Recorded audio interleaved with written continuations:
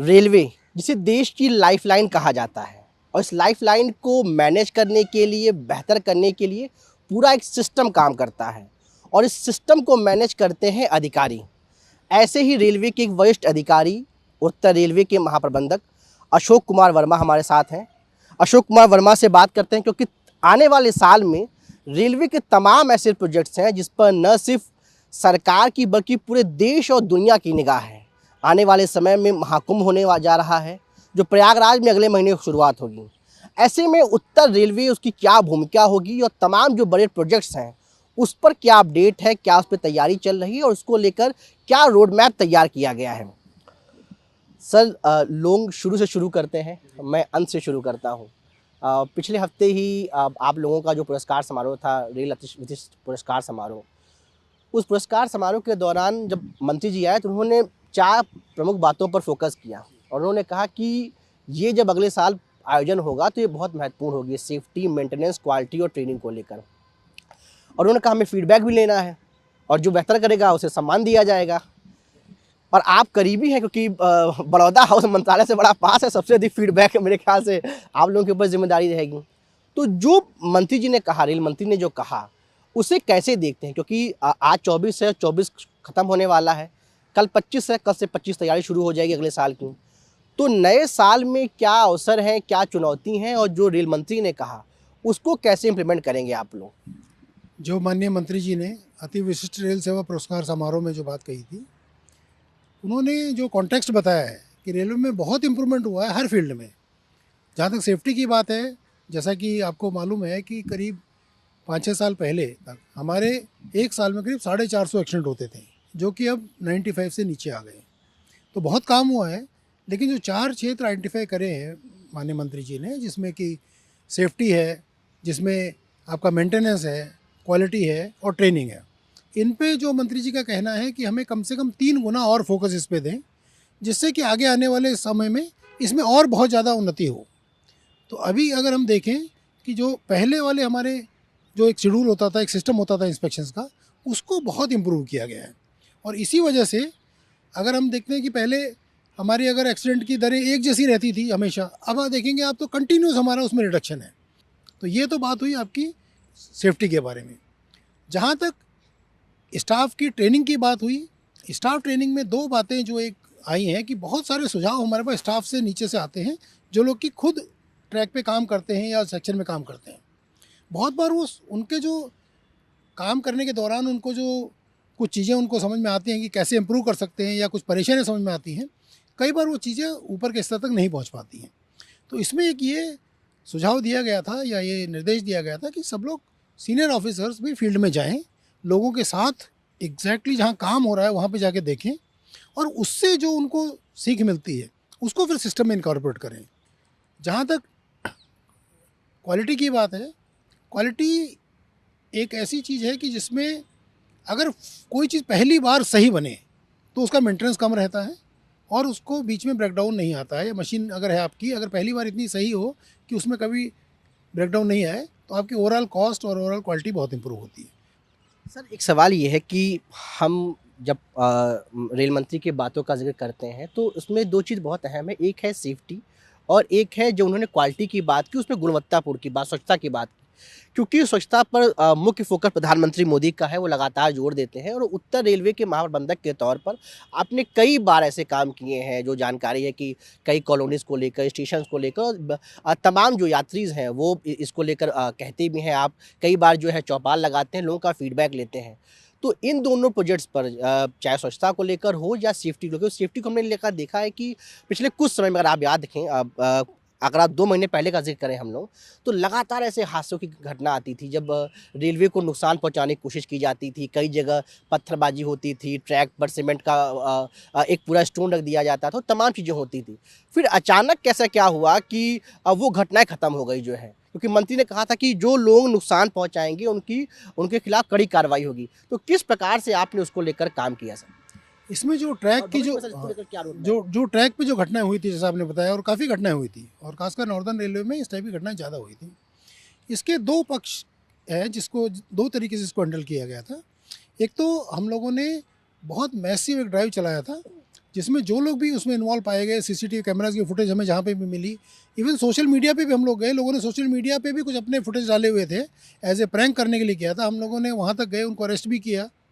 और दूसरा, हमने जो रेलवे ट्रैक के साथ लोग रहते हैं, जो हमारी झोपड़पट्टियाँ हैं या आसपास बस्तियाँ हैं, वहाँ पे एक बहुत बड़ा एक अवेयरनेस कैंपेन चलाया। हम स्कूलों में भी गए, वहाँ बच्चों को भी हमने बताया कि ये ट्रैक के ऊपर अगर इस टाइप की घटना होती है तो ये पैसेंजर के लिए तो रिस्क है ही है, जो कर रहा है आदमी उसके लिए भी एक बहुत बड़ी रिस्क की बात है।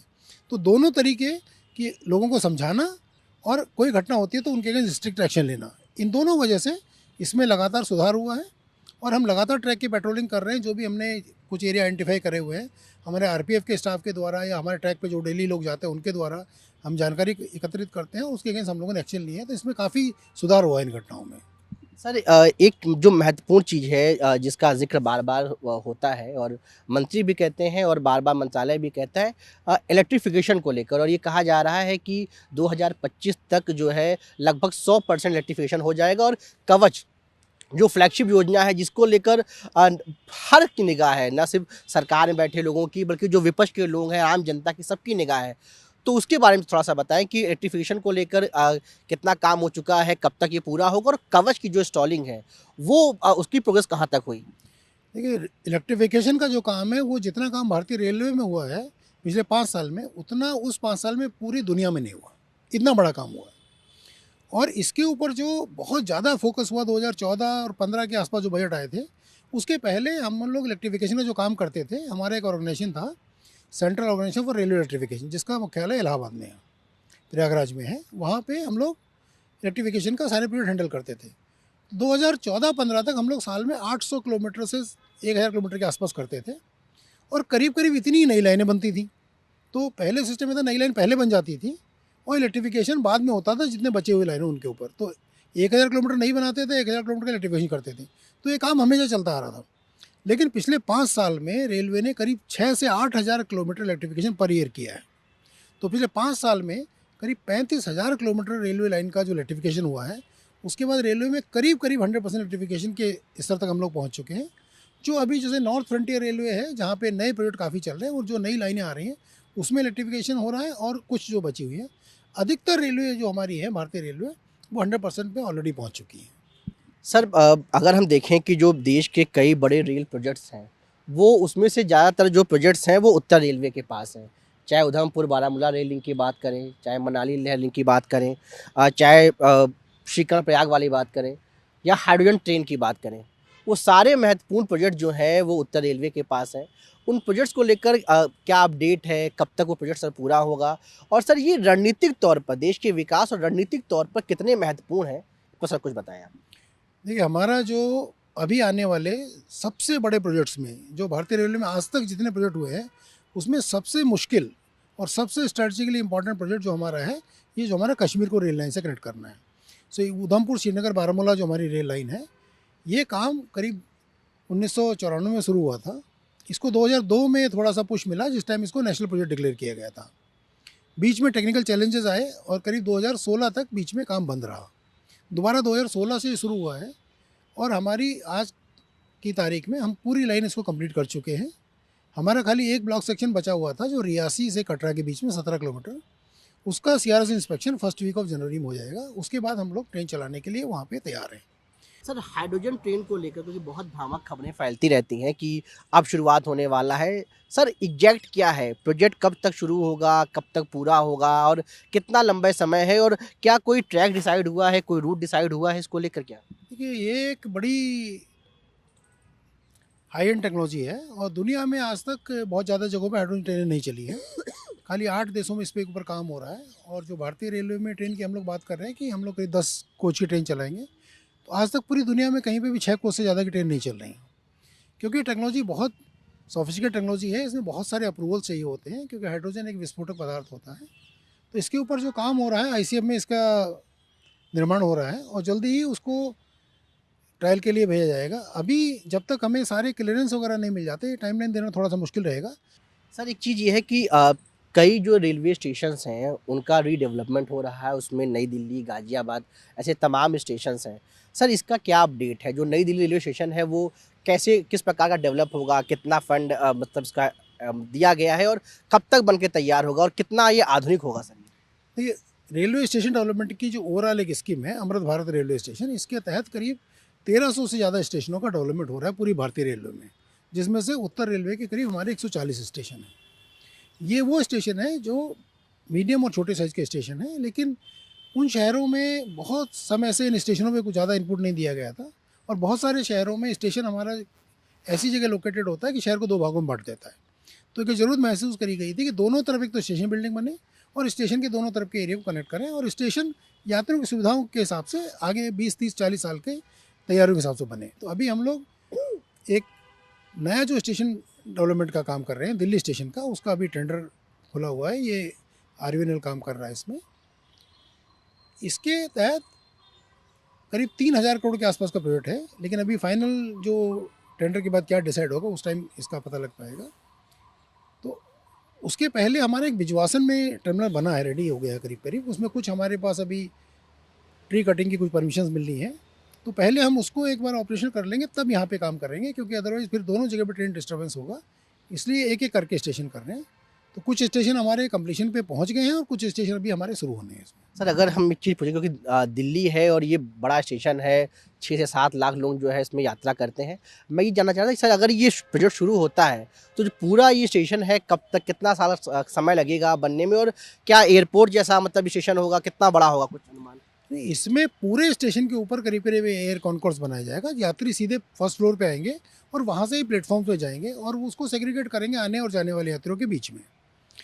तो ये जो टोटल प्रोजेक्ट होगा ये करीब 3000 करोड़ के आसपास का प्रोजेक्ट होगा, और इसमें कम से कम 3 साल का टाइम लगेगा। उस बीच में हम लोगों को ट्रेन चलाने के लिए, क्योंकि एक नया स्टेशन बनाना आसान होता है, एक नया स्टेशन, लेकिन एक चलते हुए रेलवे स्टेशन के ऊपर काम करना बड़ा मुश्किल होता है, क्योंकि नीचे यात्री चल रहे हैं, उसके ऊपर आपने बिल्डिंग बनानी है, तो इसलिए बहुत ध्यान रखना पड़ता है। बहुत सारी ट्रेनें उस बीच में हमें चेंज भी करने पड़ते हैं स्टेशन।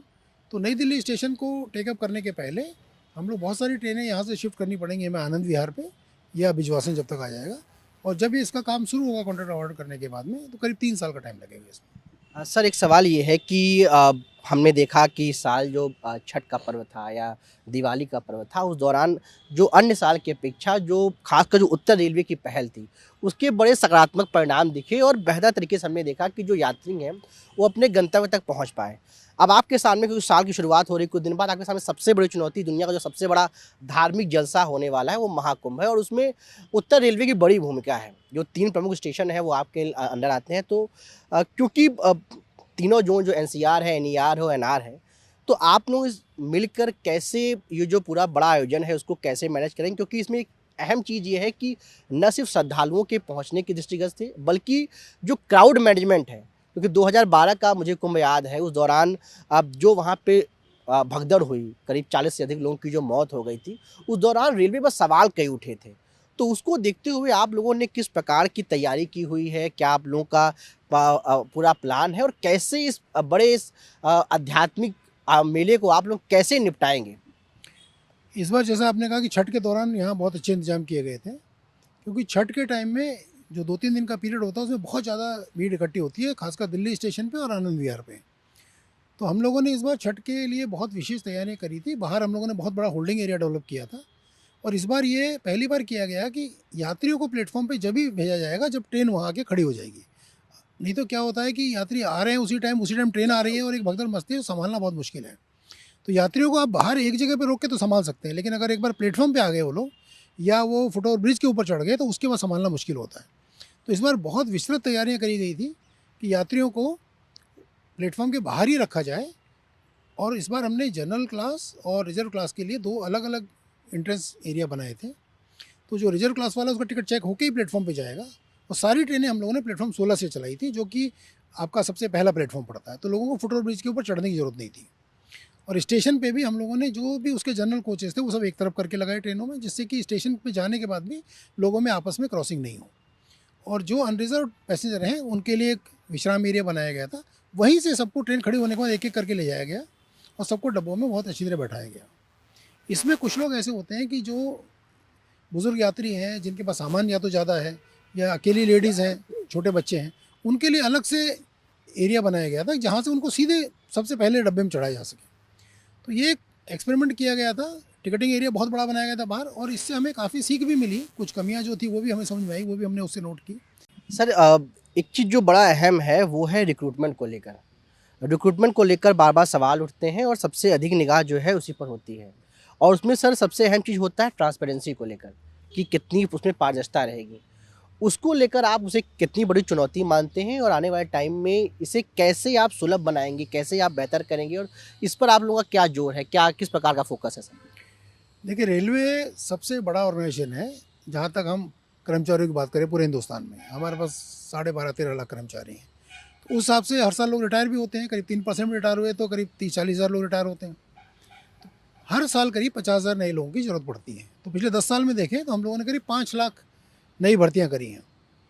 रेलवे ने इसके ऊपर बहुत मेहनत करी है, और आज मुझे बताते हुए खुशी हो रही है आपको कि पिछले 10 साल से हम लोग के जितने भी आरआरबी एग्ज़ाम हुए, कहीं पे भी कोई पेपर लीक का केस आज तक नहीं हुआ। जबकि आप किसी भी राज्य सरकार के केस में देखें, बहुत सारे पेपर 2-2 3-3 बार कराने पड़ते हैं। और इसमें सबसे बड़ी बात है कि पूरा हमारा एग्जामिनेशन सिस्टम रेलवे के ही द्वारा तैयार किया गया है।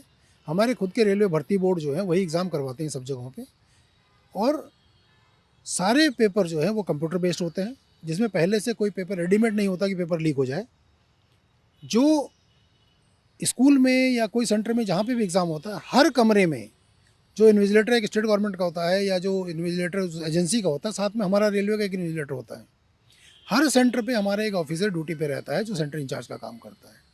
हर सर्वर रूम के अंदर भी हमारा एक टेक्निकल आदमी रहता है जो ये इंश्योर करता है कि कभी भी सर्वर के साथ कोई छेड़छाड़ नहीं हो। हम हर हर कैंडिडेट का जो एग्ज़ाम देने के लिए आता है उसका बायोमेट्रिक्स लेते हैं। तो हर जगहों पे इतने सारे सिस्टम इम्प्रूवमेंट हुए हैं पिछले 10 सालों में कि आज हम पूरी कॉन्फिडेंस से कह सकते हैं कि रेलवे के सिस्टम में आज की डेट में पेपर लीक होने की कोई संभावना नहीं है। उसके बावजूद कई बार लोग ट्राई करते हैं कि एग्ज़ाम हॉल के अंदर मोबाइल पहुंचाने के इश्यूज़ आते हैं, या कई बार किसी को दूसरे की जगह एग्ज़ाम दिलाने की बात करी जाती है। इन सब चीज़ों के ऊपर लगातार नज़र रहती है, और जब भी कोई ऐसा मुद्दा आता है तो इमीडिएटली उसके खिलाफ एक्शन लिया जाता है। तो अभी ऑलरेडी हम लोग का एग्ज़ाम चल रहे हैं। हमारे पहले अभी आरपीएफ के भी एग्ज़ाम्स हुए सिलेक्शन के, उसके पहले एनटीपीसी कैटेगरी के हुए, अभी अगले 2 महीने में और बहुत सारी भर्तियाँ होंगी। तो हम लोग पूरी तरह तैयार हैं उसके लिए, और इसमें हमें पूरा भरोसा है कि भर्ती को हम पूरी ट्रांसपेरेंसी के साथ में कर पाएंगे। और इस मुद्दे पे अगर आप देखें तो सब ने, चाहे कोई विपक्षी पार्टियां हों, चाहे नेशनल मीडिया हो, चाहे किसी भी स्तर पर, इसकी हमेशा बहुत तारीफ़ करी गई है कि रेलवे का ये एक ऐसा क्षेत्र है जिसमें कभी भी कोई कमी नहीं हो पाई। सर अब ये तो बात हो गई रिक्रूटमेंट की, वो कैसे ट्रांसपेरेंसी होगी, लेकिन एक बात जो आपके विभाग की है वो है एम्प्लॉय सेटिस्फैक्शन। अब बड़े लाखों कर्मचारी हैं और उत्तर रेलवे में भी 1 लाख से अधिक कर्मचारी हैं, उनका सेटिस्फैक्शन, क्योंकि बार बार ये खबरें आती रहती है कि तमाम जो एम्प्लॉयज़ होते हैं कि उनके प्रदर्शन धरने चल रहे हैं, उनके तमाम मुद्दे होते हैं। उत्तर रेलवे के महाप्रबंधक के तौर पर आप उसे कैसे देखते हैं और उसे किस प्रकार से आप डील करने की कोशिश करते हैं, और क्यों, क्योंकि कई बार ऐसी चीज़ें होती रही हैं। नहीं, जब आप बात करें इतने बड़े ऑर्गेनाइजेशन की तो कुछ ना कुछ इश्यूज़ होते हैं, लेकिन अगर आप पूरे और इंडियन रेलवे की बात करें, भारतीय रेलवे इसमें 12.5-13 लाख आदमी है, और पहले करीब 14-15 लाख आदमी भी थे। पिछली स्ट्राइक 1974 में हुई थी। भारतीय रेलवे में 1974 के बाद आज तक कोई स्ट्राइक नहीं हुई है। आपको शायद दुनिया में कोई ऐसा ऑर्गेनाइजेशन नहीं मिलेगा जिसमें 1974 के बाद अभी करीब करीब 50 साल हो गए हैं, 50 साल में एक भी स्ट्राइक नहीं हुई। ऐसा आप चाहे किसी सरकारी क्षेत्र में देख लें दुनिया में, या किसी प्राइवेट क्षेत्र में देख लें, आपको ऐसी कोई मिसाल नहीं मिलेगी। क्योंकि इसका जो रेलवे का सिस्टम है, जो स्टाफ ग्रीवेंस को हैंडल करने के लिए बहुत विस्तृत सिस्टम है, जिसको हम लोग पीएनएम सिस्टम होता है हमारे, परमानेंट नेगोशिएटिंग मशीनरी, जिसमें हर स्तर पर कर्मचारियों के मुद्दे के ऊपर कर्मचारियों और प्रशासन के बीच बातचीत होती है। जैसे हमारा एक छोटा सा कोई डिपो है बाहर, वहाँ पे कर्मचारियों की जो भी समस्या होती हैं उसको सामने लाते हैं और सब लोग बैठ के उसके ऊपर चर्चा करते हैं। सेकंड लेवल की जो मीटिंग होती है वो डिवीजन लेवल पे होती है। डिवीजन में हर 2 महीने में जो भी हमारे रिकॉग्नाइज यूनियन है उसके साथ मीटिंग होती है, उसमें पहले से वो मुद्दे देते हैं, उसके ऊपर चर्चा होती है और निर्णय होते हैं। उसके बाद जो मुद्दे वहाँ नहीं सॉल्व हो पाते हैं वो हमारे जोनल स्तर पर आते हैं। हम लोग हर 2 महीने में जो भी रिकॉग्नाइज यूनियन है, आज की डेट में हमारे 2 यूनियन है, तो दोनों से 2-2 महीने मीटिंग करते हैं। साल में 12 मीटिंग हम उनके साथ करते हैं। अगर इसमें भी कुछ मुद्दे नहीं सॉल्व हो पाते हैं तो वो फिर हमारे राष्ट्रीय स्तर पर मीटिंग होती है। तो इतने बड़े लेवल पे, क्योंकि इतने सारे स्टेप्स बनाए हुए हैं, तो चीज़ें उसमें अटेंड होती हैं। दूसरा, जैसे अगर नॉर्दर्न की बात करें तो हमारे पास करीब 1.5 लाख के आसपास सैंक्शन स्ट्रेंथ है। तो हम लोगों ने पिछले साल करीब करीब 16,500-17 हज़ार इस साल में हम लोग अभी तक प्रमोशन कर चुके हैं। तो स्टाफ का एक ये रहता है कि प्रमोशन समय पे हो उनको, उनके जो भत्ते हैं, उनके जो ड्यूज़ हैं वो टाइम पे मिलें, उनकी लीव एप्लीकेशन वगैरह या पास एप्लीकेशन समय पे हैंडल हो, रिटायरमेंट के टाइम उनको जो सेटलमेंट में मिलना है पैसा वो टाइम पे मिले। रिटायरमेंट में रेलवे में आज हम उस स्तर पर हैं कि 100% केसों में जिस दिन आदमी का रिटायरमेंट होता है हम उसको सारे उसके ड्यूज़, उसका मेडिकल कार्ड जो आगे के लिए और उसके सारे पेंशन पेपर उसको हम लोग लास्ट डे पे दे पाते हैं। तो बहुत सारे काम हैं। उसके अलावा एक जो मुद्दा है जिस पे अभी हम लोग फोकस कर रहे हैं कि हमारे यहाँ कॉलोनियों की जो सफाई की और जो काम की स्थिति है उसमें वाकई में कुछ कमियां हैं हमारे पास। तो हम लोगों ने अभी उसको बहुत फोकस तरीके से लिया है और माननीय मंत्री जी भी इस चीज़ को बहुत सीरियसली मॉनिटर करते हैं। तो अभी जैसे दिल्ली में हमारे पास करीब 10,000 घर हैं स्टाफ के लिए, तो हम लोगों ने ये किया है कि जो हमारी 16 बड़ी कॉलोनी है जिसमें 200 से ज़्यादा घर हैं, हमने यहाँ से हमारे मुख्यालय से एसएजी लेवल के ऑफिसर जो कि केंद्र सरकार में जॉइंट सेक्रेटरी लेवल ऑफिसर होता है उनको नॉमिनेट किया हर कॉलोनी में। तो हर सोमवार को 8 से 10 बजे तक ये लोग कॉलोनी में बैठते हैं। जो मेंटेनेंस के हमारे जितने स्टाफ हैं विभिन्न विभागों वो लोग बैठते हैं और ये लोग जो वहाँ के रहने वाले लोगों से बातचीत करते हैं और वहाँ की जानकारी लेते हैं। इसके साथ साथ बहुत सारे और रेलवे अपने एम्प्लॉयज़ के लिए करता है। जैसे हमारा एक स्टाफ बेनिफिट फंड है जिसमें हमें हर स्टाफ के लिए जो जनरल उनकी सुविधाओं के लिए कुछ फंड मिलता है। उसमें हम लोग जैसे हमारे जितने भी हॉस्पिटल हैं इसमें हम लोग जो हमारी ट्रेडिशनल पद्धतियाँ हैं चिकित्सा की, आयुर्वेदिक है, होम्योपैथिक है, सिद्धा है, यूनानी है, इसके डॉक्टर्स हम लोग वहाँ पे अपॉइंट करते हैं। इसका पेमेंट स्टाफ बेनिफिट फंड से होता है। हमारे स्टाफ के बच्चों के लिए हम लोग ट्रेनिंग टूर्स वगैरह करवाते हैं, उनके लिए स्कॉलरशिप्स वगैरह दी जाती हैं बच्चों को। इस टाइप की बहुत सारी चीज़ें हमारी स्टाफ बेनिफिट फंड से भी होती हैं। तो ये लगातार एक निरंतर एक प्रक्रिया रहती है जिसके तहत हम लोग कोशिश करते हैं कि एम्प्लॉय खुश रहे, संतुष्ट रहे, क्योंकि अगर एम्प्लॉय खुश होगा तभी वो आगे कस्टमर को भी सर्विस दे पाएगा।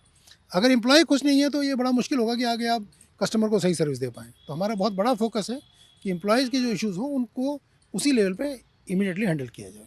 धन्यवाद सर, आपने टीवी को समय दिया। तो ये थे हमारे साथ उत्तर रेलवे के महाप्रबंधक अशोक कुमार वर्मा, जिन्होंने बताया कि जो उत्तर रेलवे है वो सरकार का खासकर रेल मंत्रालय ने जो टास्क दिया है, जो 4 पॉइंट पे मंत्री ने फोकस किया हो, चाहे सेफ्टी हो, मेंटेनेंस हो, ट्रेनिंग हो या क्वालिटी हो, उस पर जो है गहनतापूर्वक कार्य किया जाएगा। और महाकुंभ जिस पर पूरे देश दुनिया की निगाह है उसको एक बार एक विशाल स्तर पर बहुत बेहतर ढंग से मैनेज किया जाएगा। नई दिल्ली से सहयोगी गोपाल के साथ पल्लव मिश्रा, NTV इंडिया।